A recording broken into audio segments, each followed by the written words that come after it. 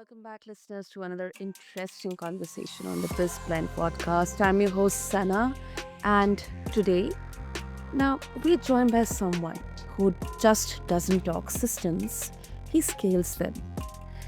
So, listeners, let me ask you, what if the real edge in high performance isn't intensity, but it is consistency? Now, our guest, Willy Kuhne, he's a vendor operations lead at Google Ads, running high functioning teams across continents. He's also the mind behind Nortehaus, a design driven boutique retreat space in Canada, and an athlete competing in high rocks for fun and for focus, obviously. From tech, travel to training, we will be unpacking how the best performers, they don't just push harder, they show up smarter. So let's quickly get into this very interesting conversation. So, Willie, welcome to the show, and I'm really, really excited to have you here with us.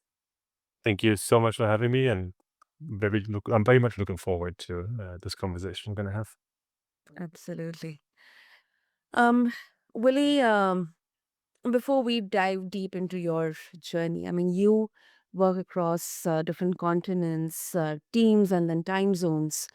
Um, what are the core systems that you would rely on to keep consistency from becoming chaos? Because it can be really overwhelming. It can soon turn into a complete mess. So, I mean, if you can share those core principles or fundamentals. Yeah, and it's been a lot of lessons that had to be learned on the way, and living in various cultures and immersing myself in different nationalities across the globe. There's obviously different streams of learnings and different ideas that are bombarded at you consistently, right? So Mhm. it took me a long time to figure out what is my philosophy. So I had my philosophy shaped through the different experience that I had across the globe. And Mhm. essentially it came always back to three fundamentals for me, which is you gotta be useful, you gotta be consistent, and you have to focus.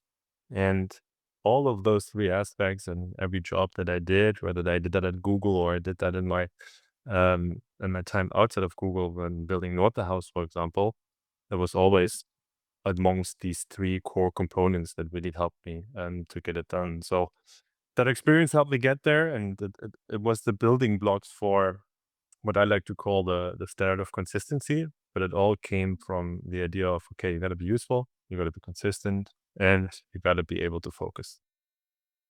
Hmm, that's interesting. And um, anything specific or very surprising that any particular place taught you? Like, do you have any story or a moment like that? But many different moments, and I think Um, if I think back, look, I grew up in Germany, not in the western side of Germany, but in the eastern side of Germany. So when I grew up, life was changing rapidly. I would never compare this to, for example, early 90s in somewhere in Southeast Asia or in South America. Certainly very different living conditions, but yet a Mhm. very intense, rapid change of a country that was embedded into socialism, communism to an extent, integrating into a Western capitalistic society. Obviously, was a lot of change. Um, so going into the world, come from Germany, you're already to some extent more privileged than, for example, some other countries because you come from a good barebone. But I just wanted to differentiate between growing up in West and East Germany. That was still a little bit different when we think about Germany today. But I think Mhm. what struck me the most, this is why I was alluding to the point just now, is when I lived in the Philippines, I Mhm. remember that the people that had the least measured by the goods, so what they have, the size of the house they have and whatnot, they Mhm. often had the biggest smile on their face, no matter what. And that taught me a completely different lesson at that time, that um, happiness was just not just about material goods, but it was oftentimes about the community, the people that are around you, the stories that you're able to create. And even if people don't have very much in terms of goods, I always found that we're still very happy in the community, very happy with the people that we're surrounded by. And so that was a big learning lesson for me and in my life. This living abroad in various different places, the Philippines was the biggest eye opener for me. Wow. That's a beautiful, beautiful one, really. Beautiful one, and it's practical, yet it's so endearing. Um, and as you mentioned that you grew up in Germany, what was it like? I mean, how did that early environment shape your relationship with the structure, um, culture, or even ambition? Yeah. In so I want to go a little bit into this framework, and then I'm going to bring it back to your question. Because the if we think about the standard, we think about or the standard of consistency, we think about it as a three-layered pyramid. On the first level, we have the standards, which is the elementary base of what are your standards? What are your non-negotiables? Do you know yourself? Do you know the people that you're working with? Can you lead authentically within that Mm, space? That all falls into the bucket or the box of standards. On mm, top of that, you have structure, which is are you able to build a clear rhythm, whether that's a communication rhythm, like a flow of how you operate through the week?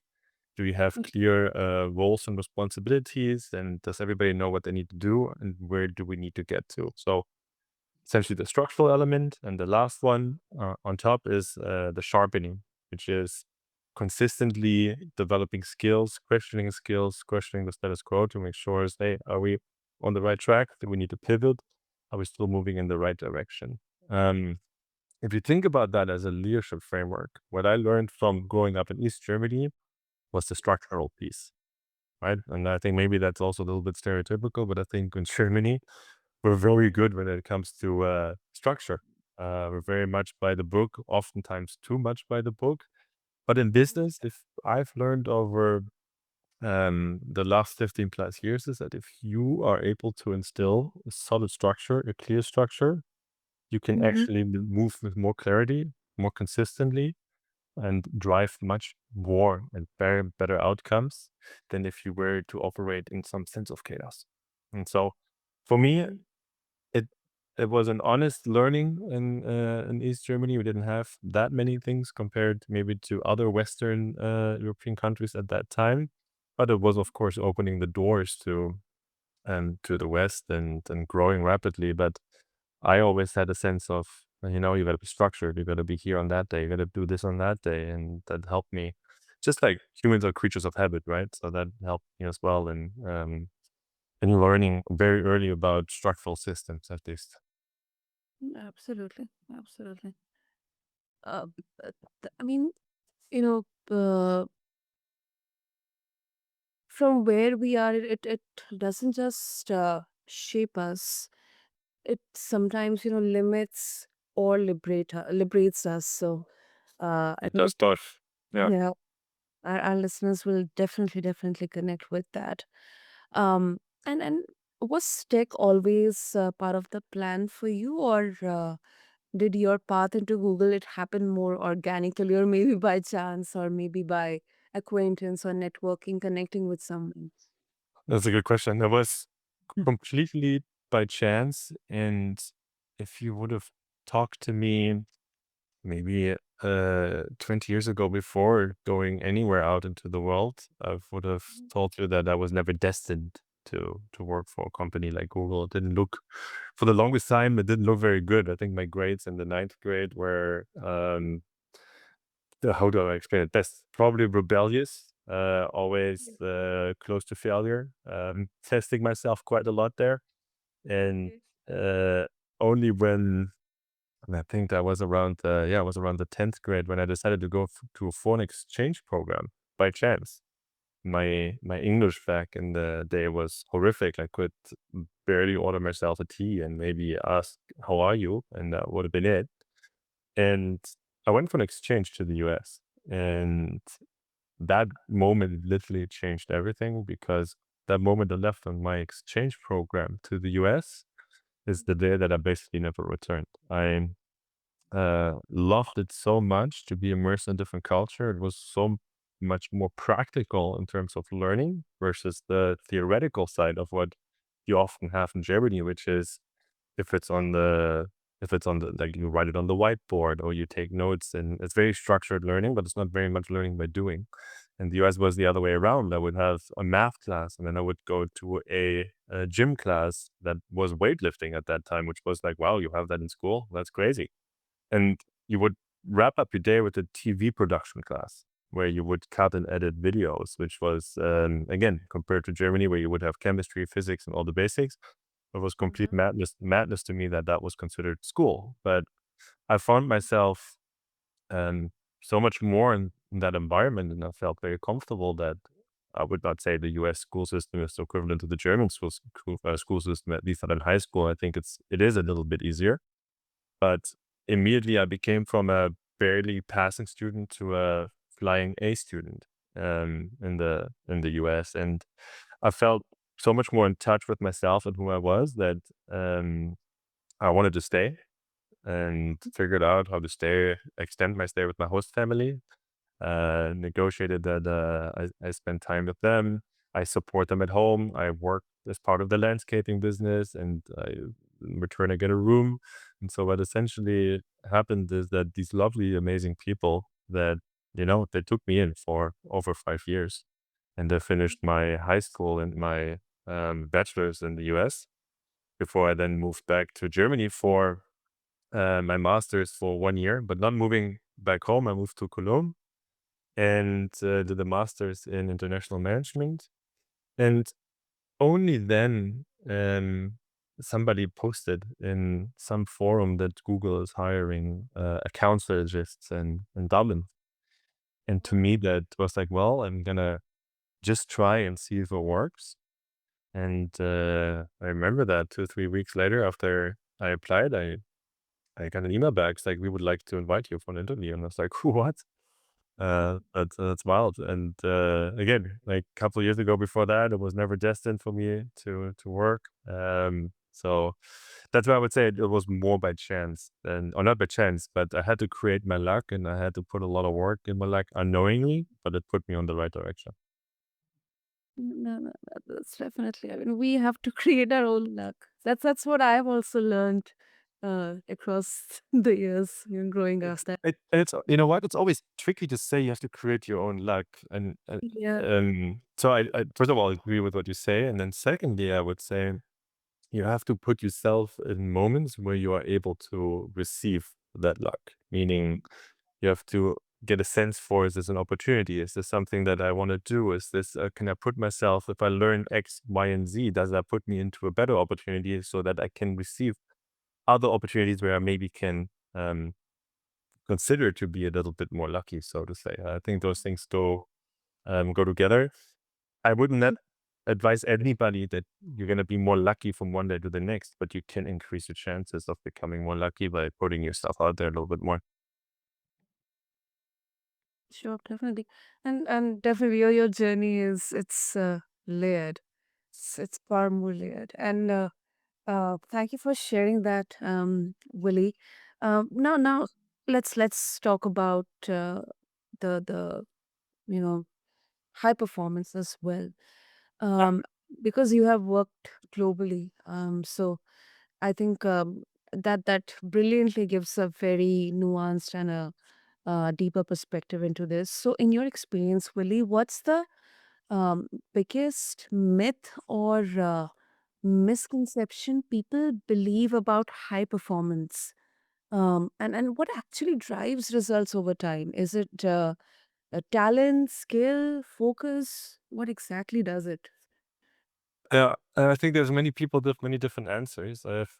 Also think that there's no right way to high performance, if I may say so. Some will say that it's the endless hustle, going 80, 120 hours a week nonstop and going at it. And it may work for who they are. Um, and for others, it may be, and they need to operate in structures, allowing them to operate on a high performance. Others may say they operate at high performance in highly effective teams where they know that the individuals of that team can support them in their tasks, and as a collective they're able to drive the highest possible performance. So I think there are different roads to get there, and I would not necessarily sit here and say there is a right or wrong way. But it brings me back to point one. You have to be very clear on who you are as a person, right? You have to be in touch with what are my strengths, what are my weaknesses, how do I operate? And if I operate in a team, it's not exclusive to if you are a team player or not, but if you are operating in a team, are you aware of who your team is? Are you aware of the people that who you're working with, what their triggers are, what their metrics are that what the success drivers are, right? And I think that fundamentally is the base layer to understand, first of all, how do you drive high performance or high performing team.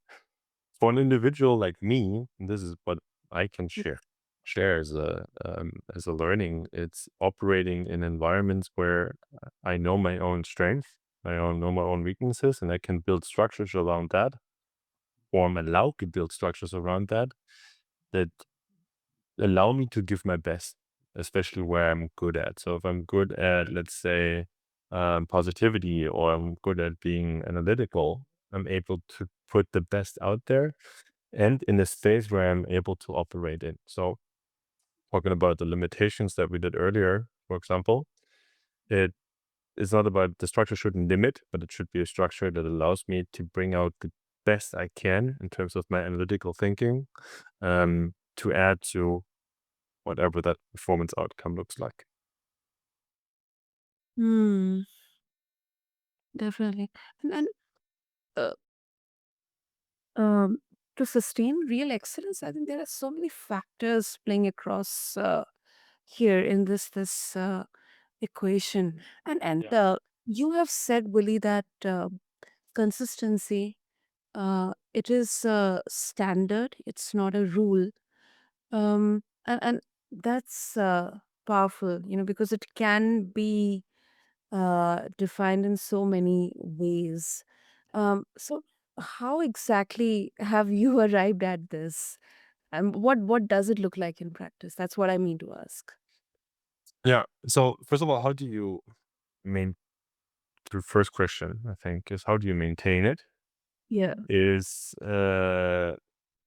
is how can you learn and adapt fast enough Hmm. without losing who you are? Because there are certain strengths that you bring as an individual. So the question is like, how can you adapt and pivot in moments and stay agile? I think now we're moving into a space of AI. I think there's a lot of fear out there of what AI takes from us, what it adds to us. But I think first of all, you have to be clear is again, who are you? What are your strengths? What you bring to the table? How can you adapt within those elements? So if talk about the standard of consistency, those three layers, this is the very, very top part of it, of where you have to understand is what are your skills, what are your skill gaps, and being able to navigate that, meaning if I understand that I have a certain gap in a certain area, am I able to upskill myself and make sure that I can move and pivot into the right direction? Or if I understand that my team, okay, my team has a gap in X, Y, and Z, am I able to invest into them and into the growth of my team so that, again, we can all be very clear about the bottom of the pyramid, which are our standards, our non-negotiables, and the structure that we're working in. So I think those elements are super important, especially in a world that is changing faster than ever. I think we can all agree to that. This is Mhm. going back to the literally the fundamentals consistently, which means standards, structure, and how do you sharpen those two things at all given times. Mm. And I really love this because um, even if talent is there, I think uh, I believe that consistency and discipline, and that can be really really boring because you have to keep on doing the same thing every day. You have to keep showing up every day, and that can sometimes be really, really daunting. Yeah. um, However, it needs really a lot of mental strength, of course, physical as well, but moreover, it really needs a lot of mental strength, and it also involves the element of integrity. And I would love to know, Willie, your take on how it works in, like, messy, uh, bigger teams, enterprise level teams. Uh, Yeah, it's a very similar approach. So structure, consistency, 100% on paper can be boring. Mhm. That's why I think it's super important to work towards a common vision, a big goal, a shared outcome, any of those things, but be very clear about what you want to achieve. So for sports teams, it could be winning a championship. For a sales team, it could be winning the quarter, for example, on whatever your sales metrics are. That has to be clear. And there are certain elements that you have to do as input, right? Like the best players in the world that train hard, they make sure they are staying true to their standard, which may not be drinking alcohol in that example, or maybe eating clean food or minimizing carbs, whatever it is. They operate in a clear structure. They wake up at 5 a.m. They may shoot some hoops at that time. They may go back to weight training at 8 a.m. They have a little bit of time for rest before they go to team practice in the afternoon. And Mhm. they keep adapting from the skill ups and mistakes by looking at match films, getting specific coaching 101. And it's not very different than what you have in the business environment, which is the shared goal maybe to win the quarter, which means if you we want to win the quarter, we have to be a collect like a team that adds at as a collective. Always love this idea of like greatness is in the agency of others, right? So you work together towards fulfilling that common quarter goal that may be hitting quota 110% or whatever it is. But you can't get that done if to first to operate as a team, you need to know your team. Then, if you operate as a team, you need to figure out what is the best structure we can work in. When do we have our team meetings? When do we have our one-on-ones? When do we have our coaching sessions?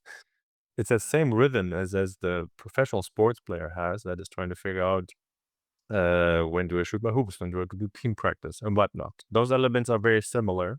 And then it's the same, whether you work in-person sales, phone sales, whatever my environment it is, I believe there's absolutely an opportunity to get coached, especially on specific skills. Listen to your own recordings, listen to your own tape, ask a friend or not a friend, I guess that doesn't work in the business context, but ask a colleague or your manager to observe you in a high-pitched sales meeting and give you feedback afterwards. Those elements keep the needle moving and also make you better as a person. And best of all, ensures that your team, in the end of the day, is able to hit their vision, their shared goal, the targets, whatever it may be. Definitely. That's quite a clear description, and picturization as well, when it comes to consistency. Um, and Willie, before we wrap up, I couldn't skip this part, but how has fatherhood changed the way you lead, prioritize, or even define success? Because parenthood, it definitely brings such a beautiful and, sometimes really complex uh, element into in a journey. It does. Yeah, it's a good question. How did it? It has made me more patient overall. I used to operate within this framework we've talked about a little bit today, but I also used to work with it. It's like, okay, I need this somehow done tomorrow. Um, Fatherhood has taught me a lot of patience, has taught me to slow down, look at the world from a completely different awe, and they become like I had to become a better active listener.